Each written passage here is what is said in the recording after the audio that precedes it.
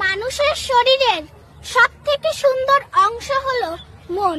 সেটা যদি নোংরা থাকে তাহলে সুন্দর চেহারা দিয়ে কি হবে?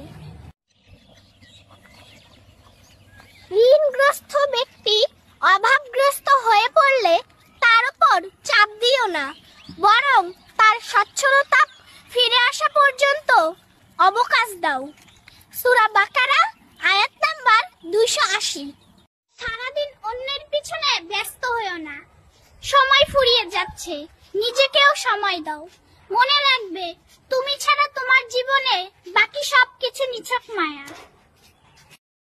পীরের অনুসরণ করা ফরজ, বিশেষ হয় না কুরআন শরীফ খুলেন। সূরা নিসা আয়াত নাম্বার 59, সূরা বনী ইসরাঈল আয়াত নাম্বার 71, সূরা আল ইমরান আয়াত নাম্বার 71, সূরা ইমাজিন আয়াত নাম্বার 21, সূরা লুকমান আয়াত নাম্বার 15, সূরা তাওবা আয়াত নং 71, 119, সূরা আরাফ আয়াত নং 56, সূরা কাহাফ আয়াত নং 17, সূরা ইউনূস আয়াত নাম্বার 62, 64।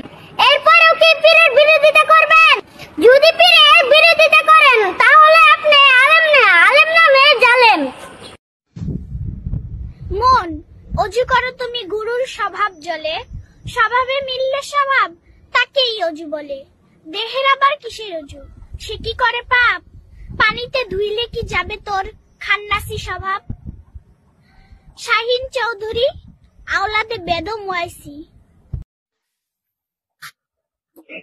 নামাজে যা বলা হয় তা না বোঝা পর্যন্ত নামাজে যাওয়া আল্লাহর কঠিন নিষেধ। সূরা নিসা আয়াত নাম্বার 43।